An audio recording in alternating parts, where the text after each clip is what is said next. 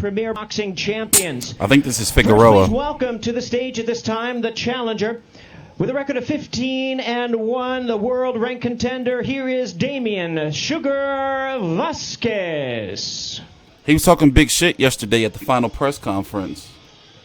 I'm very excited about this pay-per-view. We're going to be here tomorrow night covering these fights. So if you see a weigh-in, me doing a weigh-in video or post-weigh-in, then you're going to see me covering the fight tomorrow night. And now we introduce from Weslaco, Texas, the undefeated WBA Super Bantamweight champion of the world, Brandon the Heartbreaker Figueroa. I admit, I used to give Brandon Figueroa a lot of shit because, you know, he's got the pretty boy thing going.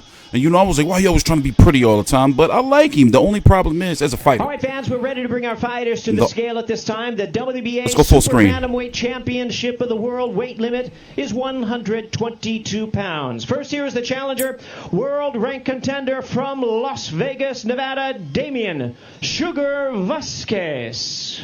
So, yeah, this is going to be the second fight on the Showtime CHARLO doubleheader card. Starts at 7 p.m. Eastern. The first fight is going to be Casimero versus Micah. 121.5 pounds for the challenger, 121.5 for Damien "Sugar" Vázquez. This is for the 120. Now we invite to the scale with a record of 20 wins, no losses, and 1 draw, making his Showtime debut, the undefeated WBA Super Bantamweight champion of the world, Brandon the Heartbreaker Figueroa. That's 122 pounds.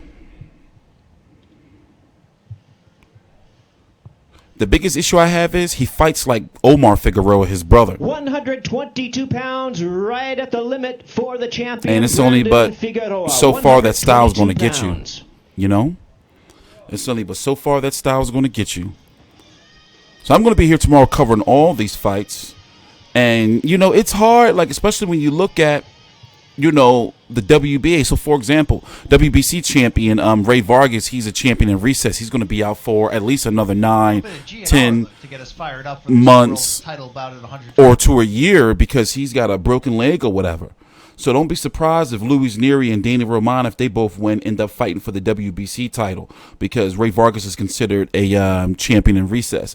Danny Román, whose weigh-ins we're going to be covering a little bit later, he lost to Marjan Akhmadaliev over on the Zone as a matchroom fighter. Now he's over on PBC fighting on Showtime.